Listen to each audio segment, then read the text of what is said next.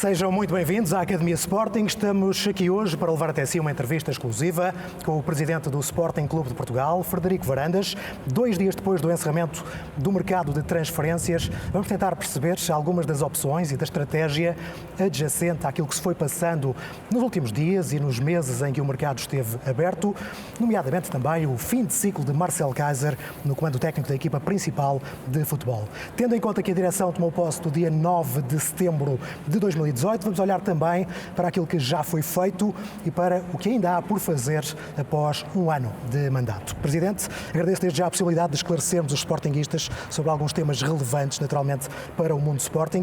Vamos começar, claro, com a saída de Marcel Keizer. Pergunto-lhe desde já o que é que esteve na base desta decisão que foi tomada. Muito boa tarde, Sérgio. Boa tarde, sportinguistas.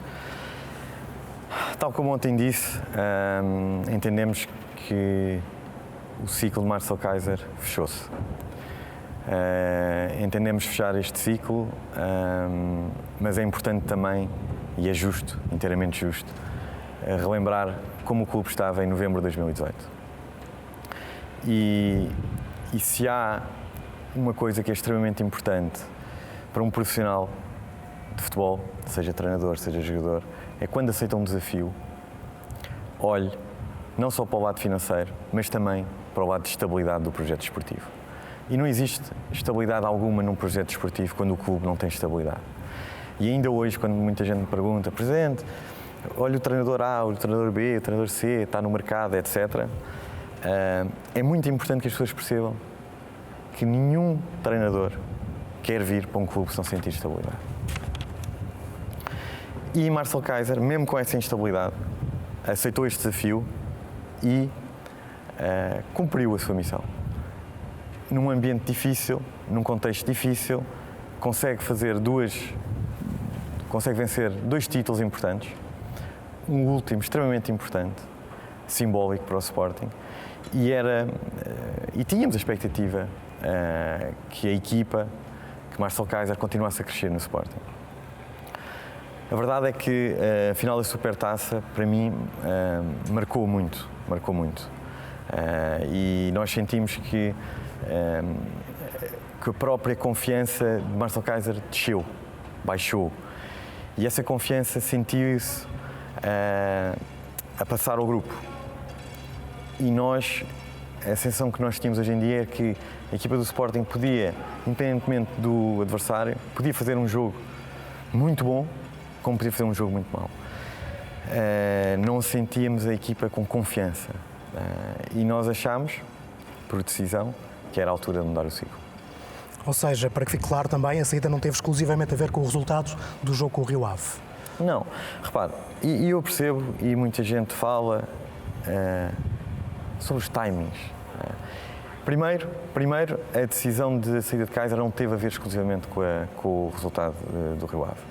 Foi uma decisão ponderada, fui observando, tal como disse, a seguir, principalmente a partir de 4 de agosto, e sobre a confiança que eu senti no grupo. Mas muita gente diz, então, mas para isso devia ter saído era no final da época. Mas eu pergunto, alguém iria despedir um treinador que tinha acabado de vencer uma Taça da Liga e uma final da Taça naquelas condições? Alguém? É quando eu ouço muito sobre as pessoas questionarem o timing. Então, mas foi agora, mais valia ter sido no início e preparar a equipa toda. Alguém faria isto? Eu tenho a certeza que não. Portanto, na altura, Marcel Keizer estava de pedra e cal no Sporting, não é? Muito bem, o Presidente referiu também que estamos na presença de um fim de um ciclo. A saída do treinador não compromete o projeto que trouxe para o futebol? Se há uma coisa que esta direção, esta administração da SAD não abdica, é da estratégia, do rumo desportivo deste clube. E jamais esse rumo pode mudar consoante o treinador. O treinador é uma peça fundamental? É. Mas é ele que define a estratégia e o rumo? Não. E a estratégia e o rumo é exatamente a mesma que estava implementada com o Marcel Keizer. Uma aposta forte na formação, obviamente, com recurso a contratações cirúrgicas fora, vindo para além da formação. Não é? Por isso, esta é a nossa linha. É uma linha que aposta muito na formação E não é por mudar o treinador A, B ou C que o Sporting muda. Portanto, acima de tudo, a estrutura está montada, independentemente de quem vier. Claro. A estrutura está montada. É uma estrutura altamente profissional. Uma estrutura que tem um objetivo, um rumo e uma estratégia. Muito bem, para já tivemos no treino de hoje Lionel Pontes a orientar a equipa. É uma solução a curto prazo? O Lionel Pontes não tem um prazo, tem uma tarefa. E depois nós estaremos cá, juntamente com ele, para observarmos a evolução e tomarmos as decisões que tivermos que tomar. Isso quer dizer que não há aqui um timing para encontrar um novo treinador? Não. Porque Lionel Pontes vai dando garantias de tomar conta da equipe. O Lionel Pontes não foi escolhido para treinador do Sub-23 por acaso. O Lionel Pontes tem muitos anos de formação de Sporting. É um homem que conhece muito bem o futebol português. É um homem que hoje conhece a realidade do Sporting, conhece a estrutura do Sporting, reconhece hoje a evolução que esta estrutura hoje tem no Sporting, a evolução que esta estrutura teve nos últimos anos, conhece o plantel dos Sub-23, conhece o plantel da equipa A, conhece as rotinas de treino, quer da equipa A, porque fizemos muitos treinos em conjunto, é um homem da casa, conhece a unidade de performance, conhece o gabinete de observação, conhece o departamento médico e acima de tudo, isto é outra que para mim é importante, ser um treinador português. Mas em novembro também era importante para mim o facto da nacionalidade portuguesa.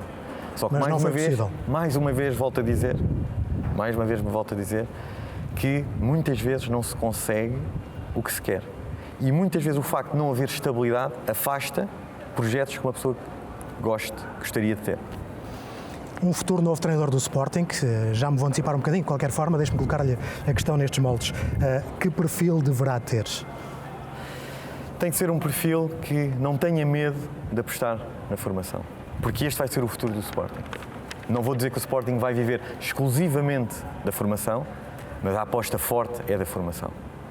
Por isso tem que ser um treinador competente, que aposte na formação e que, obviamente, tem que ter resultados.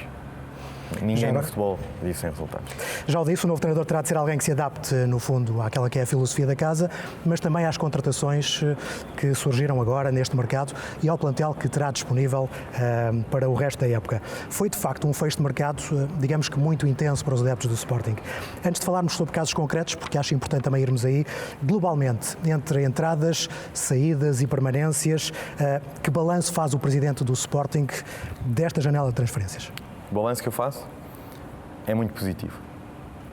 E vou dizer porque é que é muito positivo. É muito positivo porque o Sporting consegue encaixar cerca de 60 milhões de euros, perdendo apenas um titular indiscutível, permanecendo, para mim, o melhor médio da Europa e um aspecto muito importante, e que se calhar invisível para algumas pessoas, mas para nós, para o Sporting, extremamente importante, foi ver-nos livre de um lastro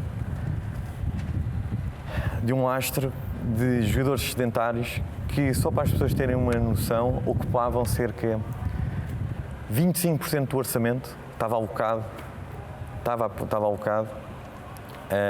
aos custos com estes jogadores. Isto significa que não foi fácil tirar estes jogadores daqui. E vou dizer porquê, porque eram jogadores que nós entendíamos que não tinham o valor desportivo para serem opções para o Sporting, mas estavam pagos muito acima do valor de mercado. E isso dificulta muito a saída. Muita saída. E aqui, quem está hoje ao leme do Sporting é rigoroso e responsável. E jamais poderia alavancar mais o clube, aumentar despesas, sem primeiro tirar estes jogadores sedentários. E isto faz que estamos a falar de, ao todo, só em salários líquidos, estamos a falar em duas janelas de mercado, em dezembro, janela de mercado de janeiro e agora de verão, estamos a falar cerca de 15 milhões de euros de salários líquidos. Custos como Petrovic, custos de 3 milhões brutos, custos como o André Pinto, 3 milhões, custos como os irmãos Alan Ruiz, 1,5 milhão, custos como o Jefferson, mais de 1 milhão, o Olisson, meio milhão, tudo junto, e entre outros, estamos a falar de cerca de 15 milhões. Mas estes 15 milhões eram um lastro que nos impediam de respirar para atacar os mercados com força. Este mercado ainda não foi atacado, ainda não conseguimos atacar, porque foi agora que nos vimos livre, mas seguramente os próximos janelas de mercado isto já é a um peso que o Sporting hoje respira melhor, sem dúvida alguma. E acha que a estrutura conseguiu, enfim, um plantel competitivo para atingir os objetivos? E o que é que eu acho? O que é que nós achamos? Nós achamos que perdemos um jogador titular indiscutível, conseguimos receber cerca de 60 milhões de euros, de falar do Rafinha, cerca de 60 milhões de euros, permaneceu o valor desportivo, o melhor valor desportivo do Sporting, o mais valioso. Conseguimos que Bruno Fernandes ficasse e conseguimos corrigir e dar mais equilíbrio e soluções. Por isso, eu penso, nós queremos que este grupo é mais competitivo, tem mais soluções e tem mais qualidade que o plantel do ano passado. Mas não são demasiadas soluções de última hora para uma época que o próprio Presidente tinha referido estar a ser preparada há muito tempo? Ora bem, isso é outro que ouvi muito nas últimas 24 horas, experts, cientistas do futebol, a dizer como é que é possível deixar para o último mercado fazer isto, a venda do Rafinha, etc. Muito bem, então vamos começar por partes. O Sporting contratou 8 jogadores, 5 dos quais antes do arranque dos trabalhos em julho. 5 dos quais. Neto, Rosier, Vieto, Camacho e Eduardo. 5 peças para nós fundamentais para equilibrar o plantel. Para quê? Já tínhamos estes jogadores fazendo parte do grupo, já temos equilíbrio no grupo e agora vamos jogar, entre aspas, consoante o que o mercado nos ditar. E, se bem recordo, esta direção tinha praticamente uma missão impossível, que era manter Bruno Fernandes. Bruno Fernandes, era impossível reter Bruno Fernandes. Um jogador que marca 32 golos, um internacional de 24 anos, agora fez 25, um craque, um grande profissional. O Sporting tinha esta missão praticamente impossível de reter Bruno Fernandes. E a verdade é que nós também tínhamos a expectativa de Bruno Fernandes, tal como eu disse na nossa última entrevista, antes do início do arranque dos trabalhos, que nós achávamos que Bruno Fernandes ia ser o jogador com mais mercado. E então, o que é que nós fizemos? Preparámos para a venda de Bruno Fernandes. E o que é preparar para a venda de Bruno Fernandes? É que Bruno Fernandes, a sair, teria que sair por um valor que o Sporting achasse justo para perder um jogador daquela valia, um profissional daquela valia e um capitão daquela valia. E à medida que os meses, que as semanas foram passando, tivemos propostas, muitas sondagens, mas uma proposta, a única proposta séria, que mesmo assim foi apenas de palavra, foi uma proposta de 45 milhões do Tottenham por Bruno Fernandes, mais 20 milhões em objetivos. 20 milhões de objetivos, que era o Tottenham vir a ser vencedor da Premier League, coisa que nunca foi, e vencer a Champions League, coisa que também nunca aconteceu. Por isso eu achei esses objetivos extremamente difíceis de realizar. Não serviu aos interesses do Sporting. E eu entendi não vender Bruno Fernandes. O que é que acontece? Falta um mês de mercado.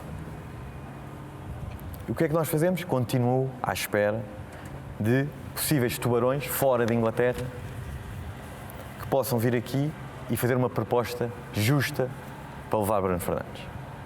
Ou seja, o ataque ao mercado e os planos relacionados com transferências estavam dependentes da venda do Bruno? Claro que sim. E agora eu pergunto, eu ia vender o Rafinha no início do mercado, sabendo que depois podia vir aqui um Real Madrid, uma Juventus, um Atlético de Madrid, um Manchester City, bater 70 milhões por um Bruno Fernandes ou 80 milhões? Ia correr o risco de perder os dois jogadores? Ou ia virar um Bruno Fernandes com 80 milhões de euros e dizer assim, olha Bruno, vais ter que ficar. O Sporting não pode fazer isso. O Sporting não pode dizer não a uma proposta de 70 milhões. Por isso, o que é que nós fizemos? Aguentei até quarta-feira passada, última semana, semana essa que decido ir para o Mónaco, para o sorteio, onde estavam lá todos os responsáveis desportivos destes grandes clubes, e in loco percebi que Bruno Fernandes não ia ser vendido. E com 4 dias para acabar o mercado, decidimos, sim senhor, vamos reter Bruno Fernandes, vamos então para outro plano. E qual era o plano? Vender Rafinha. Porque eu não queria perder 2 titulares indiscutíveis do Sporting. E acabámos por perder Rafinha. Um jovem jogador, não é internacional, por uma venda de 21 milhões de euros. Que é um número interessante. Muito interessante. Mas mais interessante ainda, e eu penso que se perguntar a 100 sportinguistas, entre perder Rafinha ou perder Bruno Fernandes, eu vou dizer que 100 sportinguistas preferem ficar com Bruno Fernandes. Sim. Por isso, foi no fundo a grande contratação do Sporting. Sim, mas estes experts que falam dos timings, como é que é possível, está aqui a explicação. Porque o Sporting não é responsável. Eu não podia correr o risco de vender um Rafinha ou vender outro jogador qualquer fundamental no Sporting e depois, em cima do mercado, vir a perder um Bruno Fernandes. Como é que eu ficava? Descalço? O meu objetivo não é só financeiro. O meu objetivo não é só manter o rigor financeiro. É manter rigor financeiro, mas competitividade desportiva. O Presidente confirmou a existência dessa proposta do Tottenham. O jogador já o tinha feito numa entrevista recente e, apesar de manifestar o desejo de jogar em Inglaterra, também disse algo do género. No fundo, valorizou o esforço que foi feito pelo Sporting para manter Bruno Fernandes aqui no plantel em Alvalade. Como é que recebeu essas palavras? Sem surpresa, e eu conheço o Bruno Fernandes enquanto jogador e eu enquanto médico. Hoje, esta relação mudou. Passei a ser presidente e ele passou a ser jogador e capitão. Bruno Fernandes demonstrou que é não só um grande jogador, mas é, sobretudo, para mim, que eu valorizo muito isto, um grande profissional e um grande capitão. Eu já levo 11, 12 anos de janelas de transferências. E sei o que isto mexe nos jogadores. Sei. A dignidade. E sentiu isso no Bruno? A dignidade, o exemplo, a responsabilidade que Bruno Fernandes sempre manteve é exemplar. Exemplar.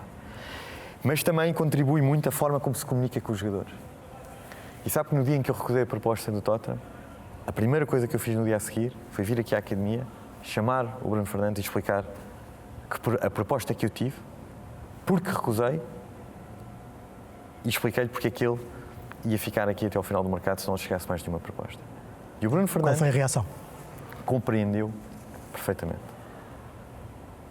E isto não implica que o Bruno Fernandes desista dos seus sonhos. Porque eu quero jogadores com sonhos. Eu quero jogadores com ambição. Eu quero jogadores que tenham o sonho de vencer a Champions League, que tenham o sonho de ir para a Premier League, que tenham o sonho de ir para um Real Madrid. Eu quero isso. E o Bruno Fernandes percebeu. Mas o Bruno Fernandes também percebeu como capitão que o valor que davam ao Sporting não era o valor justo. Não era o valor justo. E eu isso posso ter a relação que tenha com o jogador, com o treinador, com o técnico de equipamentos, mas nunca ponho essa relação à frente dos interesses do Sporting. A saída de Bruno Fernandes está apalavrada com algum clube? Também se tem falado muito disso. Não. Bruno Fernandes hoje é jogador do Sporting. Não lhe vou mentir que quando estive no Mónaco, Bruno Fernandes é um jogador desejado por muitos tubarões europeus. É um ruído que eu sei que vamos viver com ele permanentemente, que Real Madrid vai querer Bruno Fernandes, Manchester City vai querer Bruno Fernandes, Paris Saint-Germain vai querer Bruno Fernandes. Mas esse ruído de Cities, de Reais Madrid, esse para o seu bem. Com esse ruído para o seu bem. Bom, ele fica para já, vai ver as condições melhoradas, vão ser pagos os tais 5 milhões de euros de uma cláusula, uma famosa cláusula contratual? Não vão ser pagos 5 milhões nenhuns. Bruno Fernandes vai ser revisto o seu contrato, não porque está previsto contratualmente, mas porque merece. Bruno Fernandes merece que sejam revistas as suas condições, até para todos os outros jogadores. É assim que eu funciono. É assim que eu funciono. Numa função, sempre win-win. Se me derem, eu dou. É assim. E neste momento estamos totalmente alinhados, empresário do jogador, jogador e Sporting Clube de Portugal. Estamos os três perfeitamente alinhados no rumo e no futuro do Bruno Fernandes. Muito bem, vamos voltar aqui ao último dia do mercado. Chegaram 3 jogadores por empréstimo. O que é que esteve na base das contratações de José Rodrigues, Bolasie e Fernando nestes moldes? Certo. Como lhe disse, o Sporting tinha feito, antes de início de julho, 5 contratações cirúrgicas para o Sporting, para dar estabilidade e para darem opções. Teríamos que deixar para a frente estas 2 ou 3 possíveis aquisições, consoante o que saía do nosso grupo, o que ia sair do nosso grupo. E a verdade é que nós optámos pela venda do Rafinha e optámos por virem estes 3 jogadores. 3 jogadores que não vêm no jornal, nem houve alguém que disse: olhem, tentem estes 3 jogadores que ainda está, é o último dia de mercado, faltam 4 horas, faltam 7 horas, é melhor vocês ir buscarem um avançado, 2 extremos. Não. Estavam identificados? Numa shortlist do nosso scouting. Bolasie é um jogador que vem, é um jogador de rendimento, é um jogador feito, preparado, maduro, porque não nos podemos esquecer que o nosso plantel é muito jovem, muito jovem. E nós precisamos de jogadores com alguma maturidade. É um jogador que vem com cerca de 120 jogos de Premier League. O ano passado, ao serviço do Anderlecht, fez 8 golos, 8 assistências, 38 jogos. É um jogador preparado, um jogador maduro, habituado a campeonatos de alta intensidade. Rezé, um avançado por nós identificado há muito tempo, pela sua qualidade, e que finalmente, para nós, encontra-se comprometido com a sua profissão. Se eu gostaria de ter um Rezé de há 3 anos atrás, não. E disse isto ao jogador. E esta administração atravessou-se por um Rezé porque não só vimos o que se passou no último ano, como também eu próprio colhi informações de pessoas que partilham o seu balneário, que trabalham com ele diariamente, e hoje sei como é que está a sua vida dentro do campo e fora do campo. Por fim, veio Fernando, um extremo, que na época de 2016, 2017 e 2017, 2018 foi considerado dos melhores extremos e até porventura o melhor revelação do Campeonato Brasileiro. Um grande talento, foi comprado pelo Shakhtar e nós conseguimos ter aqui a hipótese de ter um empréstimo por um ano. 2 extremos, um avançado centro. Essa é uma das questões que preocupa os sportinguistas, não é? Muito. Saindo às 12, chegar aqui um avançado centro. Para os cientistas do futebol, Rezé é um avançado centro, e por ser avançado centro não quer dizer que seja igual a Base Óssea, Luís Filipe. E até foi exatamente por não ser igual é que vem. Eu não queria um jogador exatamente igual como o Luís Filipe. O Luís Filipe é um jogador mais da área, mais tático, mais posicional. Rezé é um jogador avançado de centro, que joga no centro, mas mais móvel, que dá-nos outras valias e outra forma de jogar. E mesmo assim, para quem não saiba, Luciano Vieto, a sua melhor época, espero eu que vai ser a segunda sua melhor época, porque eu espero que seja esta, foi ao serviço do Vila Real a jogar como avançado na centro. frente de ataque, sim. Avançado centro. Por isso, o Sporting está bem servido e foi escolhido estes jogadores com critério. Nenhum jogador entrou aqui por pedido do empresário A, B, C ou D, nem por vir num jornal. Já que fala em critério, há a opção de compra destes jogadores? Existem opções de compra em alguns jogadores. Nos outros que não há, existe campo aberto para negociação independentemente do que se passar aqui durante o ano. Mas repara uma coisa importante. Estamos a falar de José Rodrigues e Bolasie, neste caso, a opção? Exatamente. E Fernando é que não tem? Não, Fernando tem. Tem a opção? Estamos a falar de... Atenção, repara uma coisa. E essa opção está ao alcance do Sporting? Está. Estamos a falar... Bolasie é que está ao alcance do Sporting. Sim. Fernando e Rezé não têm opção. atenção, Rezé tem um vencimento incomportável para o futebol português. O Sporting vai participar 1/3 do salário. Isso foi outra coisa que nós andámos a negociar com o tempo, porque a questão salarial é importante, nós não cometemos loucuras. Mas a questão dos empréstimos é outra questão que também é importante. A questão do empréstimo tem duas respostas. Porquê? Uma, simples. Eu vou para o empréstimo porque eu não consigo comprar. O Sporting não pode comprar. O Sporting não pode viver acima das suas expectativas neste momento. Ainda mais jogadores com esta valia. E outra razão extremamente importante é que nós neste momento, na equipa de Sub-23, temos 3, 4 jogadores que nós estamos seguros que vão fazer parte do plantel do próximo ano. 3, 4 jogadores já estão identificados com muito talento, mas muito jovens, mas com muito talento. E estão a queimar etapas. E eles hoje não estão preparados, não têm maturidade para ir para uma equipa A, mas para o ano estarão. E eu também não queria fazer um compromisso financeiro quando eu sei que para o ano vamos ter 3, 4 jogadores e 2 dos quais podem jogar nestas posições destes 3 jogadores. Mas já agora, vindo estes jogadores por empréstimo de uma temporada, vêm para jogar, não é? Mas para que fique claro, de acordo com o que diz, não há aqui uma inversão na política definida de aposta na academia. A curto prazo. Zero. Já nesta época. Nada. Repara uma coisa. A equipa de Sub-23, o ano passado, tinha um jogador com 18 anos. Este ano temos 10 jogadores com 18 anos. Mas desses 10, 5 têm menos de 18 anos. Temos um miúdo super talentoso com 16 anos. Sim. 16 anos. Repare, esta é a política do Sporting. Eu gostaria de ter dado, se calhar, mais um ano de maturidade competitiva para este. É um grande salto? Gostaria, mas não foi possível. Mas eles têm talento para isso. Hoje existe uma exigência, existe treino, existe treinadores para isso. Por isso, para o ano, 3, 4 jogadores desta equipa que hoje vêm no Sub-23 vão fazer parte do plantel principal. Muito bem, já falou da saída de Rafinha, já explicou o motivo da saída dos jogadores. E Thierry, foi uma proposta irrecusável? Eu acho que é uma proposta muito boa. É um jovem formado no Sporting. É uma proposta que, considerando o momento do Sporting,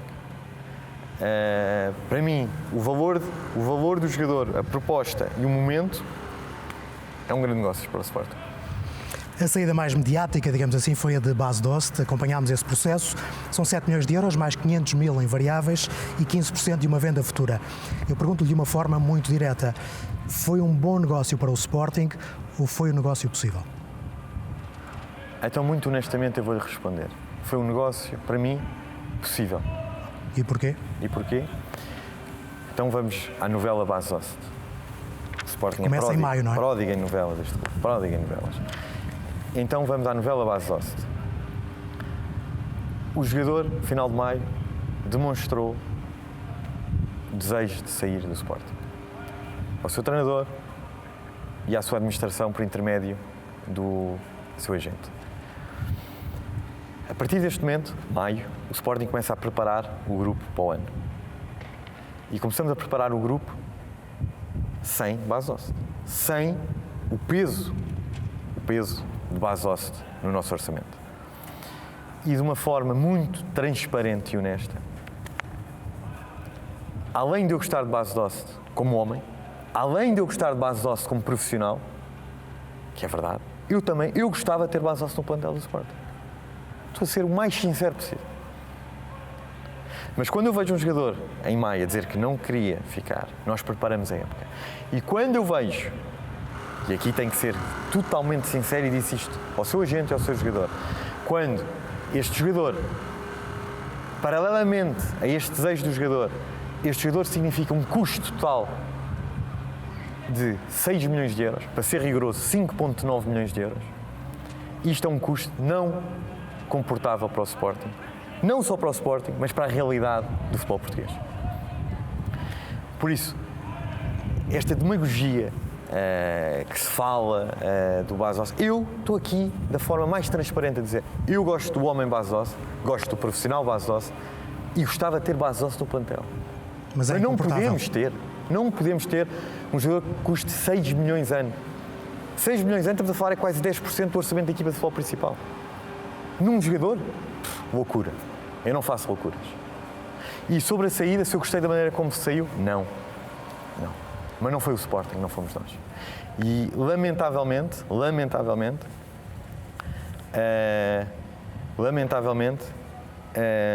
o Sporting, os comunicados, a troca de comunicados que houve, o Sporting foi obrigado a fazer, porque por muito que eu gosto do jogador, da pessoa, do homem, eu não posso ficar nunca refém de um agente. E o Sporting não pode viver refém de agentes. E tivemos que fazer o que fizemos. E foi a venda possível, uma venda, mesmo assim, para um avançado, 30 anos, 7 milhões de euros, e basta analisar o mercado, não é uma venda espetacular, é um negócio possível. Eu sei que ser líder, ter que tomar decisões, faz com que muita gente, pessoas dentro com que nós trabalhamos, com que nós lidamos, não fiquem agradados, não fiquem felizes. Eu compreendo isso. Um verdadeiro líder que decida não pode fazer toda a gente feliz. Se quiser fazer toda a gente feliz, então que vá vender gelados. E isto, por muito que eu goste, por muito que eu admire um profissional, volto a dizer o que disse, nunca poderá estar acima dos interesses do Sporting. Ficaram defendidos os interesses do clube em todo este processo. O melhor possível. Vamos para outro caso de defesa dos interesses do clube, o caso Pudense, que rende 7 milhões de euros ao Sporting Clube de Portugal. Bruno Gaspar também, entretanto, sai por empréstimo para o Olympiacos. Foi também a melhor solução para um jogador que rescindiu o contrato com o Sporting da forma que o fez? Acho que foi uma boa resolução. E vou-lhe dizer porquê. Primeiro porque eu considero 7 milhões de euros, um valor ajustado ao valor de Pudense, hoje, no mercado. 7 milhões de euros eu considero justo. E depois há outro pormenor muito importante. É que estávamos perante um caso judicial. Um caso que, independentemente do nosso departamento jurídico achar que tinha fortes razões para virmos a vencer o caso, ninguém dava garantias que vencíamos o caso. Ninguém. Mas mesmo que vencêssemos o caso, qual o valor que o Tribunal ia dizer que o Olympiacos tinha que indemnizar o Pudense? Também ninguém consegue dizer. E mesmo assim, mesmo considerando que era um valor, quando é que o Sporting ia receber esse dinheiro? Quando? Depois o clube pode fazer recursos, etc. 3, 4 anos? Muita gente me disse isto. 3, 4 anos. 3, 4 anos. Preferiu arrumar já as coisas. É que é fácil, é muito fácil falar, é muito fácil estar num estúdio de televisão e opinar. Mas quem paga as contas é sempre o mesmo, é este que está aqui sentado. E voltando atrás, olhando para o negócio, 7 milhões agora, pelo Pudense, sim, bom negócio. Rafael Leão e Ruben Ribeiro são casos pendentes. E nestes casos? Infelizmente, ao contrário de Pudense, de Gelson e Rui Patrícios, ainda não há nenhuma proposta que eu considere razoável. Por isso, vamos até ao fim. Muito bem, já falou neste valor em milhões de euros que entra nos cofres do Sporting após o mercado de verão, aproximadamente 60 milhões, mais coisa menos coisa, se me é permitido a expressão. É de facto um valor muito relevante, também já falámos sobre isso, e é importante para fazer face aos compromissos financeiros imediatos do clube? Claro que sim. Repara uma coisa, o Sporting vive no mercado português. Este dinheiro é obviamente muito importante. O mercado português, não existe nenhum clube em Portugal que não precise de vender. Nenhum. Vou dar um exemplo. O Benfica vendeu o seu melhor jogador, João Félix. O Porto vendeu provavelmente o seu melhor defesa, o Éder Moitão. Perdeu os 2 jogadores, se calhar os 2 melhores jogadores, a custo zero. O Sporting teve que vender, tem que vender. Conseguimos manter o melhor médio da Europa? Conseguimos. E isso sim é uma proeza. E quando eu olho, pergunto-me até quem é o melhor avançado do mundo? Joga nas Juventus, Ronaldo. O melhor defesa do mundo? joga no Liverpool. O melhor guarda-redes do mundo, provavelmente joga no Liverpool também. E o melhor médio da Europa, para mim, joga no Sporting. É difícil de acreditar nisto, não é? Eu em junho também achava que era difícil, mas conseguimos. Mas isso não implica que não tínhamos que vender. Porque a realidade do futebol português é ter que vender. E todos os anos, Sporting, Benfica, Porto, têm que vender. Têm que vender. Muito bem, vamos aqui a outros processos ainda por resolver e já não são muitos, porque, como disse, enfim, por entre empréstimos e saídas, no fundo a custo zero, que lhe permitiram aliviar esses encargos complicados de gerir. Há aqui o caso Viviano, por exemplo, que foi inscrito na Liga. Como é que vai ser resolvido o caso do guarda-redes italiano? Viviano ainda é um caso que nós estamos a negociar a sua rescisão. Mais um caso, um jogador com um peso muito significativo e que estamos a resolver, estamos em diálogo com o próprio jogador, estamos a tentar resolver. De todos os tentários ficaram dois, Viviano e Mateus Oliveira. Mateus Oliveira foi uma surpresa para nós, porque nós explicámos-lhe que ele não ia jogar aqui, teve propostas de Chipre, da Rússia, da Turquia, mas abdicou de tudo. Quis ficar aqui, preferiu não jogar futebol. Estranho. Vamos aguardar também pela resolução desses casos. Já agora, uma resposta breve, peço-lhe, porque já estamos a encaminhar-nos aqui para o fim. Concorda com os timings do mercado de verão, digamos assim, ou acha que a janela de transferências devem encerrar mais cedo? Não, eu já disse, eu defendia, eu acho que 2 meses é mais suficiente para fazer todos os negócios que se queiram fazer. Junho e julho, eu limitava a 2 meses, ao mês de junho, ao mês de julho. Início de agosto, não haveria terminava. este tipo de dificuldades que todos os clubes sentem, na sua opinião? Sim. É isso? Sim. Muito bem. Está prestes a completar um ano à frente dos destinos do clube. O balanço é positivo? Humildemente e honestamente, para mim é muito positivo. E vou-lhe dizer porquê. Esta direção entrou em setembro de 2018. Um clube estilhaçado. Um clube onde tinha os 5 principais jogadores, os maiores valores, tinham rescindido, sem qualquer compensação financeira e sem compensação desportiva à altura. Tínhamos uma necessidade de tesouraria de 100 milhões. 100 milhões. 42 milhões só a clubes que ninguém pagou para trás. Tivemos nós que o pagar.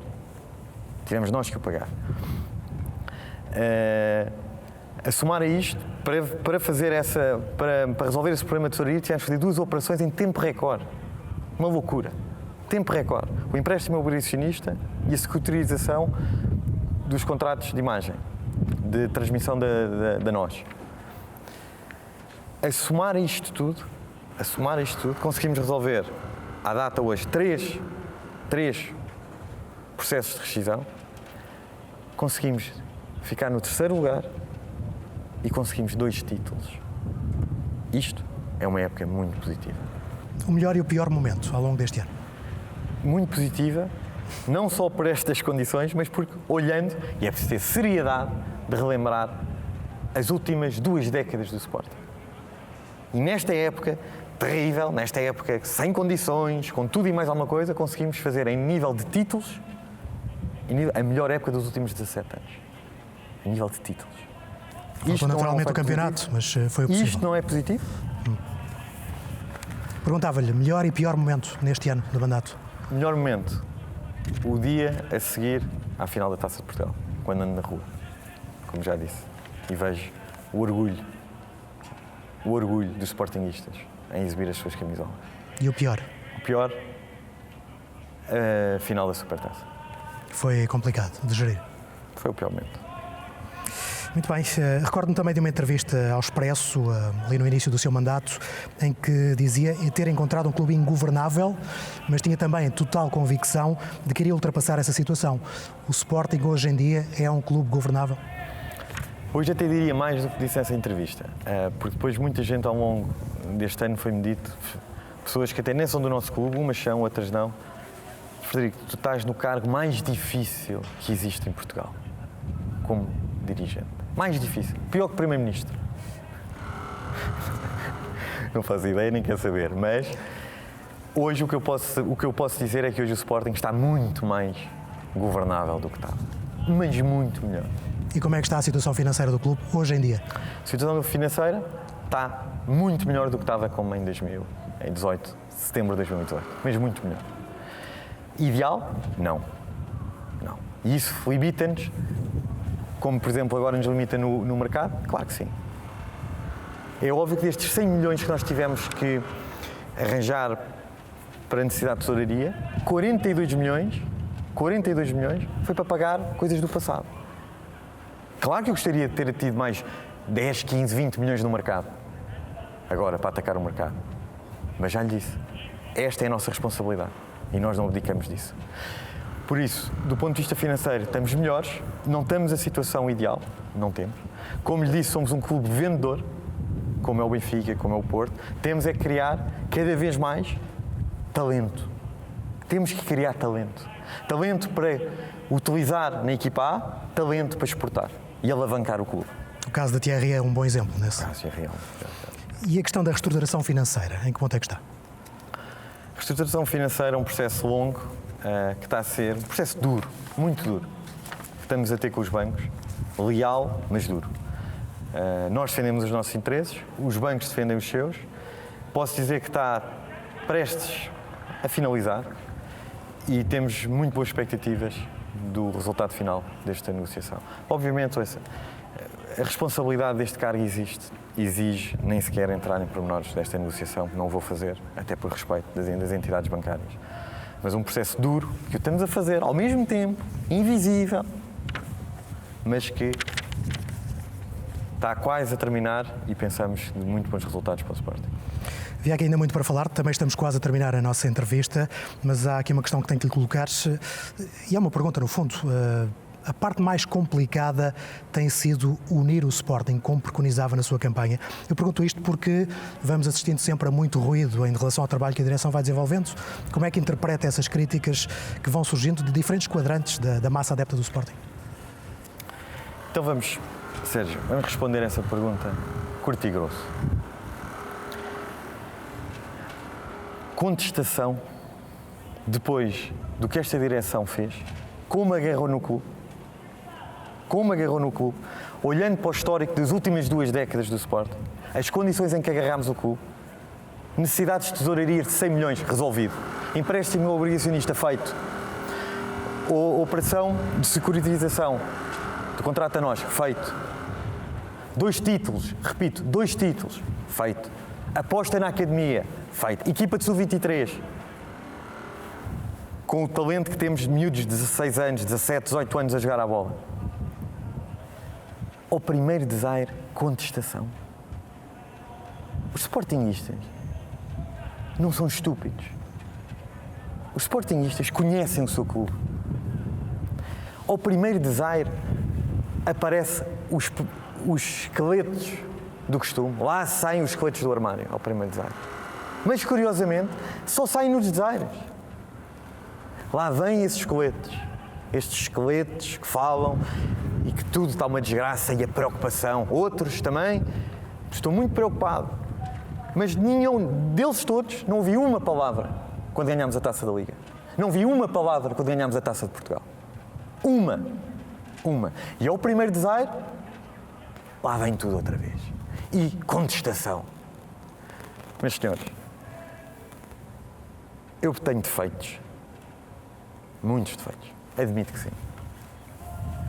Mas estúpido não sou. E os sportinguistas também não são. E os sportinguistas não gostam disto. Porque estas pessoas, sem humildade democrática alguma, eu vou repetir, sem humildade democrática alguma, intitulam-se porta-vozes do Sporting da desgraça. Da desgraça. Uma pessoa dizer, contestar o trabalho que foi feito desta direção, nas condições que agarramos neste clube, das duas uma, ou não percebe nada de futebol, nada, ou é intelectualmente desonesto. Intelectualmente desonesto. E isto demonstra muito o caráter e a integridade destas pessoas. Porque eu não a vejo felizes quando o Sporting ganha. E isto o Sportingista não perdoa. Não perdoa. E já deviam ter percebido isso. E quando falam do fosso, o fosso do Sporting para os rivais, existe um fosso? Existe um fosso, sim. Existe. Mas fui eu que criei esse fosso. Foi o Dr. Zenha, foi o Dr. Calvo, foi o Dr. Lancastre, Dr. Osório de Castro, Nogueira Leite. Fomos nós que criámos este fosso, fomos nós. Esta gente que está aqui, uma nova geração. Sabe o que é que eu vejo do fosso? Vejo 18 anos de pessoas, porque eu não caí agora no Sporting. Eu nasci Sporting. Eu amo este Sporting. Fui adepto do Sporting, sócio do Sporting, médico do Sporting, sempre paguei a minha Gamebox, sempre paguei as minhas cotas e sei o que é a realidade do Sporting. E a verdade é que eu nestes 18 anos vi sempre estes senhores a gravitar à volta do Sporting. Estes que falam agora. Sempre. Diretamente ou indiretamente. Sempre. E sabe porque é que existe este fosso? E este fosso, na verdade, parece que interessa a alguns. Mas a mim não me interessa nada. Nem à maioria dos sportinguistas. E nós, neste momento, estamos a sair do fosso. A sair, a trepar. É difícil, é. Com muita gente a puxar para baixo, puxa. Não lhe vou dizer que não puxa. E dói, dói. Mas continuamos a trepar, quer eles queiram, quer não. E sabe como é que conseguimos trepar? É olhando para os números e quando eu vejo um dos nossos rivais como o Benfica, que faz cerca de 900 milhões de euros em vendas em 10 anos, e nós fazemos 400. 400. Como é que se faz isso? Com trabalho, com competência, a semear. Quando eu hoje tenho uma equipa de sub-23, com média de idade de 18 anos, sub-23 com média de 18, repito, está aqui o futuro. E o que o Sporting tem é fazer muitos negócios destes para alavancar o clube. E é isto que vai nos dar ferramentas para nós olharmos olhos nos olhos com os nossos rivais. Hoje, se julgam que é só por ser o Sporting, bater com força no peito, a dizer que é o leão que ganha os jogos, não é. É o trabalho, é a competência, é o rigor. E é isso que esta direção está a fazer. É isso que esta direção está a fazer todos os dias. Mas todos os dias. E o que nós temos que fazer é trepar, sair do fosso. Sair do fosso. E é o que está a acontecer. É o que está a acontecer. E isto obriga muitas vezes a ter que chocar com alguém. Choco. Não me importa. Sabe porquê? Se tiver que optar, opto sempre pelos lados dos valores. Foi isto que me ensinaram em minha casa. E são estes valores do Sporting que eu não vou abdicar. Para fecharmos, quais são as prioridades para o próximo ano de mandato? A prioridade do próximo mandato é fazer o que estamos a continuar, fazer o que estamos a fazer. Rigor financeiro, muito rigor financeiro. Não podemos viver acima das nossas expectativas e, desportivamente, manter o nosso rumo, que é este. Apostar forte na formação. E eu sei, e eu vou-lhe dizer só isto para terminar, quando fala do rumo. Eu durante este ano ouvi muitas vezes esta frase: Presidente, o caminho que você está a fazer é o caminho certo. Mas no futebol muitas vezes não há tempo. Não há tempo. E é um caminho das pedras que você tem que passar. Sobre isto eu vou-lhe dizer: caminho das pedras, não tenho medo nenhum. Eu na minha vida já tive que andar em pedras, em lama, até já tive que andar a dispararem sobre mim. E não abdico de andar, desde que eu saiba, desde que eu acredito que aquele é o caminho, que aquele é o rumo. E este é o rumo para o Sporting. Haja pedras, haja cães a ladrar, haja tiros. Este é o caminho que o Sporting vai fazer. Este é o caminho que o Sporting vai fazer. E sobre o tempo, vou-lhe voltar a dizer, porque vocês, se calhar não há tempo, porque o futebol não dá tempo a esta direção. Esta direção não se preocupa com o tempo. Mas eu vou-lhe responder isto. É que se não houver tempo, não é a direção que não tem tempo. É o Sporting que não tem tempo. Porque não há outro caminho sem ser este. Apostar forte na formação, formar jogadores, formar o que nós éramos melhor e fazer o que temos que fazer. Utilizar talento na equipa A e vender. E é isto que vai alavancar o clube e mais, e mais, e mais. Muito bem, Presidente, muito obrigado por nos ter concedido esta entrevista. Haveria certamente mais temas para abordarmos, mas já esgotámos há algum tempo o nosso tempo. Agradeço-lhe então esta presença aqui na Academia Sporting e esta entrevista exclusiva à Sporting TV para fazer, no fundo, o balanço do mercado, para percebermos o que se passou concretamente com o Marcel Keizer e a aposta para o futuro do futebol leonino e também para, de alguma forma, fazermos um pequeno balanço daquilo que foi o primeiro ano de mandato desta direção. Continuo com a Sporting TV, nós contamos sempre consigo. Até à próxima.